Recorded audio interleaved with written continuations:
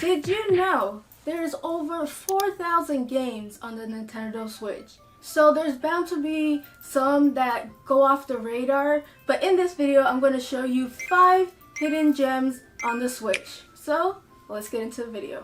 Hi guys, it's Mandy from Mandyleeplays. So this is my personal list and I'm going to do more in the future. So if you have any hidden gems that you want to recommend to me, please let me know in the comment section down below. Alright, so on to my first pick, and that is Neo, The World Ends With You. Square Enix did that game so dirty, the marketing was very poor, and the shadow drops didn't help either. And it's actually a really good game. It's the sequel to The World Ends With You, which is a cult classic, but you might be asking, what is Neo, The World Ends With You? Neo, The World Ends With You is an action JRPG. We play as Rindo, who gets unexpectedly drawn to the Reaper's game, along with his friend Fret. The Reaper's game is a competition for the recently deceased in which they must battle other teams over the course of a week for their survival in the recreated Shibuya. So yeah, deep stuff. You're dead and you have to compete to have a new life. And I'm not spoiling anything. It's really established in the beginning that you are dead and you must compete if you want to live. So gameplay-wise, the player controls multiple characters at once in a 3D area. Characters attack opponents with their sync abilities, which is a power granted to them with pins. Now these pins look like regular old pins that you see people clip on their clothes, but to our characters in the game, that's their power. Each character can equip one pin, although limited at first. You can mix and match to create deadly combos as a result. These powers are used to defeat the enemies called noise, which are negative emotions come to life. So the reason I put this on this list is because I don't know why, but Square did this series dirty. The first one I didn't even know was a game until Kingdom Hearts, and I was like, who are these people? And then someone said, oh, they came from a game, The World Ends With You. I'm like, that's a game? And they're like, yeah. So I picked it up. But if it wasn't for that, I would have just gone on not even noticing the game. And the same with Neo, The World Ends With You. A lot of people are confused about it. They don't know it exists. And I know because I streamed it a lot, and a lot of people in my comments are like, what is this game? So this is why I recommend it to you guys, because it's a really good game. It has an awesome story, great gameplay, awesome characters. So I'm putting it here, so hopefully I could do it justice. A little bit of word of mouth could go a long way. Now on to the second game, Captain Toad. It's surprising how this game falls under people's radar because it was a Wii U game and they actually ported it to the Switch and then people barely talk about it. But to be fair, a lot of Wii U games did not get the love they deserve because it was on the Wii U and thus not as successful. Now surprisingly enough, Captain Toad is a spin-off from Super Mario Bros. 3D for the Wii U, and you can see it in the game because there's little sections where you get to play as Toad. So they took that concept and made it into its own game, and I love it.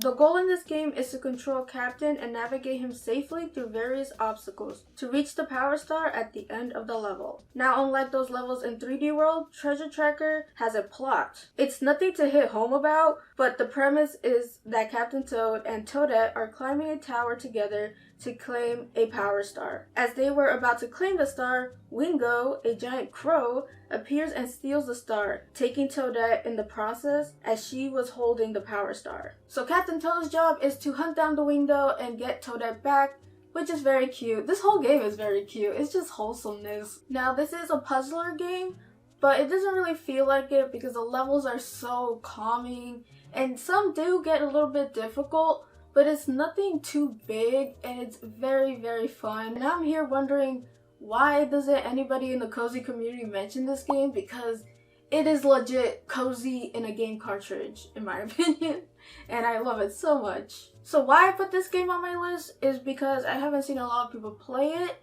Now, it's not as niche or as hidden as some games, but a lot of people just put it on the back burner, don't even give it a try, and I'm just like, why? Now on to number 3, and that is Dragon Quest Builders 2.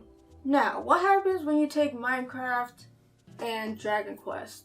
You get Dragon Quest Builders 2. Now this one actually works very, very well, and might I say, I like it better than Minecraft, and yes, I played Minecraft, so don't worry. But this isn't just a Minecraft clone. This game has its own things going for it that make it very, very good. For starters, unlike Minecraft, Builders 2 has a story to boot. Not knocking on Minecraft in general, but I prefer a game to have a story, especially if it's a Dragon Quest game. In this world, there is a group who wants to seek revenge against the character from Dragon Quest 1, 2, and 3, but you don't need to know any story beats from 1, 2, or 3 or any other Dragon Quest games. You could play it as a standalone.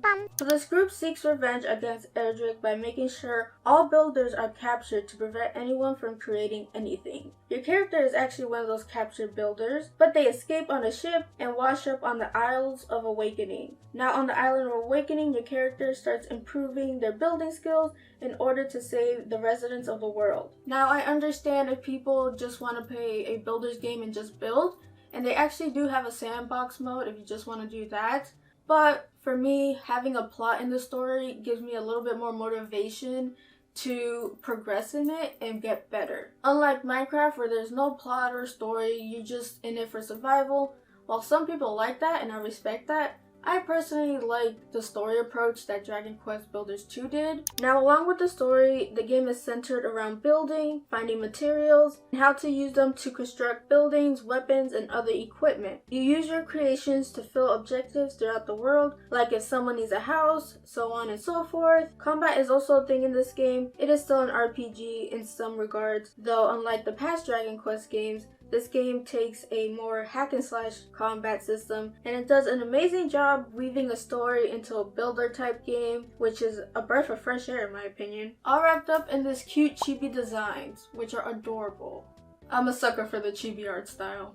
Alright, and moving on to number 4, Sakuna of Rice and Ruin. The game follows the titular princess Sakuna, a harvest goddess who is pretty spoiled as any princess. All of this changed when humans inadvertently enter the realm of the gods and cause mishap. But as a result of this, Sakuna is banned from the god realm and is tasked from the head goddess to keep an eye on the humans who crossed over while being banished to an island to clear out demons and grow some rice. You can never get enough rice. Now it's hard to put this game in a particular genre because it tackles a lot of genres. It tackles farming, it tackles hack and slash, it tackles RPG in there too. So it's doing a lot. It kind of seemed like a mess, but Sakuna of Rice and Ruin really does a good job to have all these genres and make use of them and make it seem like seamless gameplay, and it makes for a really, really good game. Just know that farming rice is the biggest aspect of the game and it's tied to stats and bonuses, and you guys gotta eat, so better get on that rice grind. Now my favorite part in this game is harvesting the rice. It is very complex and there's a lot of things that are just like, wow, this goes way deep than I thought. And that's really good because it hones in on the more realistic aspects of farming rice. Growing rice in this game is a process. You have to keep track of the water level, how deep, what stage the rice is in, and how to put water level. There's also the fact that there might be weeds growing there that might hinder the soil. So I put this on my list because, like many on this list, it gets overshadowed by something else. In this case, there's a lot of farming sims out there, a lot. And Sakuna is different from your regular farming sim. One, because there is combat to it, but two, I love how in depth they go in with the rice and it actually feels realistic on how rice is made. Now, it's not realistic to a T, but it still does a good job trying to portray the realism of planting rice and keeping it maintained. And it makes me feel really proud when I do a good harvest because I put work into that. So I'm giving Sakuna a chance to spread her wings and have other people enjoy it like I do. Why did I say it like that? Now on to the last game, Blue Reflection Second Light. Now I would add the obligatory Atelier game in here, but I feel like I add that in a lot of lists, and some of y'all might be tired of me putting an Atelier game there. But this game is actually made by the people who made the Atelier series, so I thought it was a good contender. And plus nobody talks about it, so that's another good contender.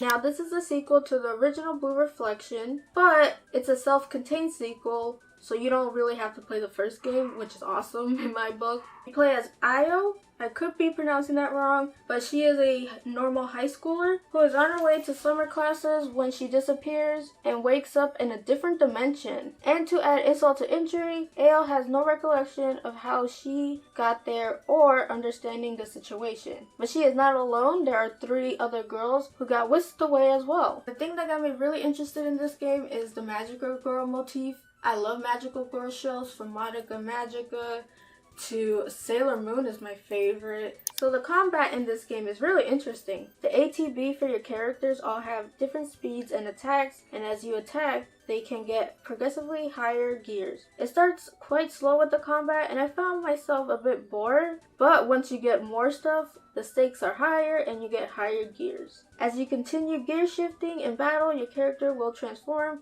into her magical form. Yes, queen, yes. Known as a reflector, which gives your character stat boosts. If I were to compare this to another game, it would be like Persona, with a lot of free time in between missions to do side stuff like going on dates. Now the game say dates, but it's not like romantic dates. It's just hanging out with friends. And like in Persona, talking to your characters and bonding with them gives you more bonuses in battle, and it's just nice and wholesome to watch, really.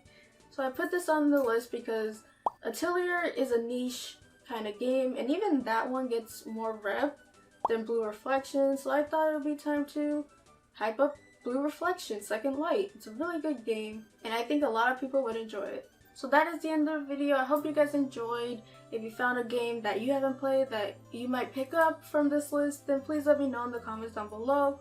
Or like I said in the beginning, if you have a game that you want to recommend to me, please let me know that as well. If you liked the video, then please hit that like button. I would appreciate it. And if you like this video and would love to see more, then please hit that subscribe button. I would appreciate it. It helps the channel, and I'm on my way to 5K, and I really want to get that done before the year ends. You can find me on my Twitter at Mandyleeplays. Hope you guys have a beautiful rest of the day, and as always, play a good game. Peace, peace.